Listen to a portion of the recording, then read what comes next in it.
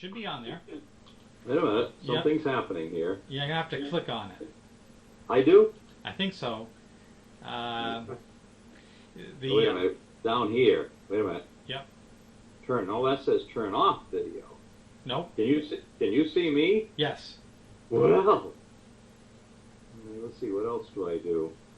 Show I am? No. Oh, let me see. Oh, I know what it is.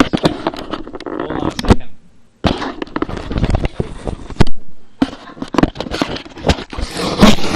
There we go. Oh, yes, that's Steve Rumpus. Yeah. Yeah, let's see, full screen. Yeah, I had tape over it. Ah, yes, there, look at that. Now, yes, I can see you. Good evening. Right. You're kind of dark. Well, yeah, it is. It's dark. Well, that's all right. I know you're there. There we go. There. Hi there. Hey, greetings. This Greetings. is quite cool. Yes, this is very cool. You see me okay then, right? Yeah, it's good. Yeah, your camera works good. I look like an old dump. You know, we went by, Mom and I, she didn't know what else to do, so we drove up to the fish hatchery in New Hampton. And it was open,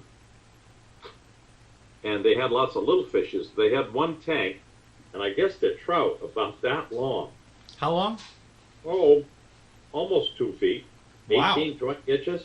Wow. Humongous. I wouldn't dare get in the tank with them. And, you know, they had fish you could give to them and all that. And on the way back, we drove by Hermit Lake, which I did a lot of work for Morris Huber. Well, it was Morris Huber who gave me a wonderful little saying. I was with him, and some old guy came back that owned land or used to own land. He made some fuss, you know, and Morris got rid of him somehow. And I said something, and then Morris said, yes, I think he is an old duck. We say, he is an old duck. No, Morris said, I think he is an old duck. So I thought of that when I drove by. As far as I did some of the work for Morris. He was a piece of work. I don't regret anything. All these people have made me richer. How's Miss Pam tonight? Oh, she's right there. Ah, yes, Miss Pam. How do you do? Yes, indeed. Hey, are you guys good for Friday night, the 18th? Yes, and Pam has put in for Saturday for the day off. So the way I see it is you guys will go to the wedding. Probably you leave at 2 o'clock to be there at 3. And then spend the time with the wedding. We'll go home then. So we'll be there Friday through most of the Saturday. And then be back to take care of the dog. So. Well, I'm thinking, okay, well, what time can you come down Friday? Well, what time are you going to get there? Oh, we're getting there 1 or 2 o'clock in the afternoon. We'll be in the motel by 3. Well, say maybe, be by 4 or 5, something like that. Well, I'm going to take you out to supper either Friday night and or Saturday night. But don't be in a hurry to go home Saturday night unless you have to be. Well, we will have to for the dog, and you guys will be, you'll be all involved with the wedding festivities. So. Well, you might be involved in it yourself. You don't know. Incidentally, Jonathan's coming, too. Oh, is that right? Good. Yeah, I know it. Good. Of course, Bob and Davida, they're driving. Wow. Yes, I know. I don't know. Uncle John has actually talked with Rob yet. Just a second. I'm going to try something here. There. If I put this down here, then I can see if I do something really gross, I'll know about it. Yeah, that's better. No, that ain't bad. Yeah. Hello there. How are you doing? So, some of the things are already fluid, but I will get you a room, presumably in the same motel. I'll let you know all that good stuff, what room it is and all that good stuff. Sounds good. So I'll be on that tomorrow. Yeah. So, so you can come Friday and stay over Saturday. Right. Good. All right. That's good. Yeah, but I couldn't get Mom to budge. Did you try? Yeah, I tried, but she's not one for having fun and just doing stuff. So She's Mom. That's her only problem. Yep. It's odd. After you emailed her, she softened right up and was very cooperative. So whatever you said worked. I haven't seen your email, but it was the right thing anyway, whatever you said. Well, why? Because she's still not coming, right? I know. At least, well, she's all ticked off because I'm doing it. She says she never goes anywhere, and I can't get her to go, and I do. I've tried years, and she won't. Yeah. Can't help it. Right. But, oh, we're doing okay. We just drove around today, and then what did we do the rest of the afternoon? Oh, we went to the parade this morning. They had the 250th anniversary of the naming of Concord. Oh, yes. Concord became Concord in 1765 after the Bow controversy. And so this is the 250th, and they had this monstrous parade. The parade started on Pillsbury Street, went down Dunkley, you know where Dunkley is? Yep. Turned on to McKinley, and then went up to Broadway, and then out Broadway and ended up Memorial Field. So we just went up, and the people next door, the Wyatts went too, and stood with our backs to Rollins Park, walked the whole thing. It was a whole half hour bagpipe bands and a pipe and drum band. It was wonderful. Oh, wow. Then we took off for the fish hatchery. I've got to find out. These are funny looking fish. Some of them may be rainbows. I can't tell, but they're all speckled on top. And I thought the only brook trout was speckled on top. But all of these were. And like I say, they're humongous things. Wow. And they had fish food to give them, and they go all fighting over it and everything else. It was a riot to see it. And we kept off on 93 because that was a parking lot. And they came down Run 32 through Canterbury and all those places, Sanbornton. It was nice. Oh. And we came back and vegged out the rest of the day. Oh, it sounds like a good day. Well, it's all right. Yeah. It's all right. Yeah. I'm anxious to get back to work, to tell the truth. Well, backing off, I'm hoping to get caught up in some things. How hot is it down there? It's the usual low 90s, 3 to 5 thunderstorms a day. It's the worst time to be in Florida, definitely, right now. Well, it cools off with the thunderstorms, doesn't it? Yeah, for a while, but not long. And it dried out this morning, but then the thunderstorms came rolling in this afternoon. So everything's all humid and hot again. It changes. Well, I was down there. How many years ago did I come down when you bought the house? 2. 2? Was it only 2? Right? Yeah. Yeah. Well, I've kind of lost track. We had a thunder shower, every day. It's just like it is now. That was in September. Yeah. It's almost 90 here, and it's going to be over 90 tomorrow. But then, after about a week of this, it'll start to cool off. How soon are you going to notice the difference down there? By the 19th of September? Yeah, in about a month. Yep. Yeah. Just about a month. I guess I was there in early September to get the house. Right. It was still bloody hot. Oh, yeah, it was hot. Yeah. Oh, well. Yep. We'll live with it. Yep. Tell me, let's see, you sent me a picture of Joelle and Natalie. Right. Joelle looked fine in the picture. Well, yeah, just like any limer, you look good. It's just, Oh, okay. No, no progress there, huh? Well, he was out and he was able to do that, which he hasn't been. So, but we notice he's eating protein bars. He's not eating much food, but then he nibbles on these protein bars, between meals. He has terrible problems with his digestive system. Yeah. Yeah. Like, I mean, it could be the source or part of the problem. Bacterial infections in the gut, they can really, cause a lot of things. So, brother. Yeah. I'm still on my list.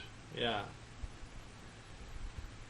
But at least he's out and he's doing stuff. He's a little more visible, but, it's been a year, and there's not like a rapid getting better. But we'll just have to see how it goes. How are you bearing this financially, though? I don't know. I don't know. Not good at all. Yeah. No. Yeah.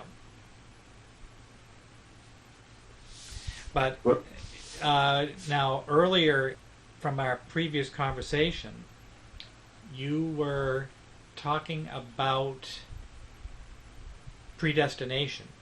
And, yes. and then from the link you sent me, I got the sense of that that there are some things that are predestined, that are like pre-programmed. And I look at it kind of like a program. There's certain limitations or things that are just in this program that guide your behavior or activities or what you're doing. But then there's a certain amount of free will choice in there that, I mean, to the point where you could probably even refuse to cooperate with the program. So it's not it's not an all extreme one or the other. It's kind of like a mixture of the two. And then you mentioned something about the first church before 100 A.D. So with those two things, maybe you could go into just a summary of where you were going with that from before, and then how and what it has to do with each other. Well, first of all, maybe who knows when, you have to find out how the church came into being to begin with. So we can start with it in existence if you want, but in my remembering that I am a rank amateur in this. I don't have degrees, don't have nothing. I just poking my way along. If you look, first of all, the book of Acts, everything was hunky-dory. People were joining, and there were wonderful miracles are taking place of people being healed, and everybody thought well of the church. Then the thing came with Stephen, and he's put to death under very unpleasant circumstances. Being stoned to death is not a nice way to go, and there was a persecution started. And one of the three honchos, Peter, James, and John, James was killed. Not good.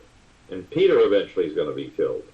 And then before Paul became a Christian, he was hauling off Christians to jail, and some of them were killed. So whatever it is joining the church is not all hunky-dory.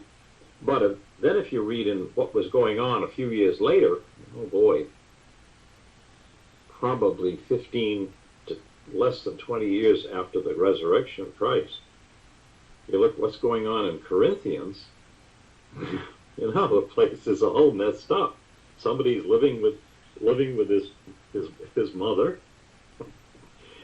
Let's see, it could have been his father's second wife, one of those things, but totally unacceptable. Christians or Jews or anybody, and there was bickering and all kinds of problems. Then you look at some of the other epistles, and usually there's some problem going on. Oh yeah. You read the Galatians, you'll love this. Guy wanted to be circumcised. You know, become a Jew. And Paul said, absolutely not. You do that, and you may be cut off from everything. You know, what has happened to the Jewish Old Testament religion? You want to talk about that? Yeah, because a lot of it seems not so much to be based upon history, but more like a political tool.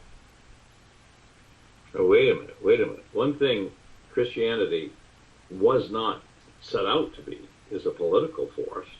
That was one reason they're persecuted now and then, because either they started to be political, therefore they were a danger.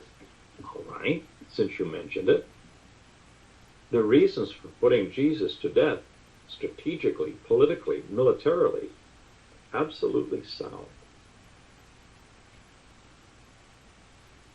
Well, yeah, in the Old Testament, there are some people who have been studying from an archaeological standpoint and find that a lot of the facts don't line up, and it seems to be written in sections by certain authors who either plagiarized some of the old myths and combined them, and they made it very convenient to assert their power and to their domination and control of the people.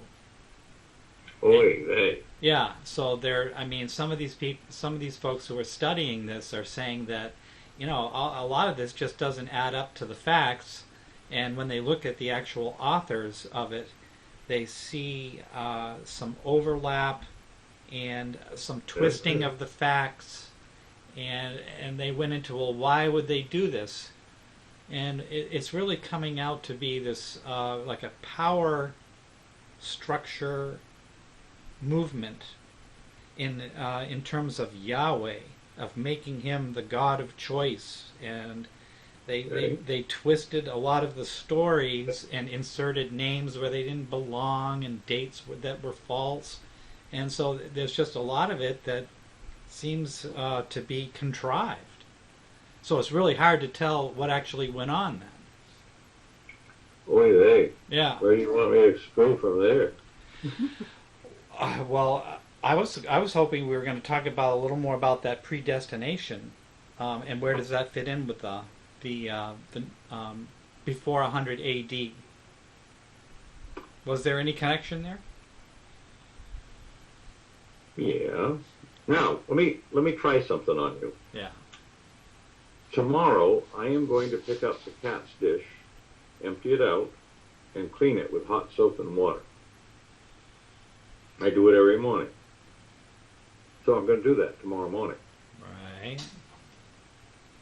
But the cat might die, or I might die, or the house may burn down, or a million things may happen, and I may not do it, or maybe I'll forget. So God says, I will wash the cat's dish tomorrow.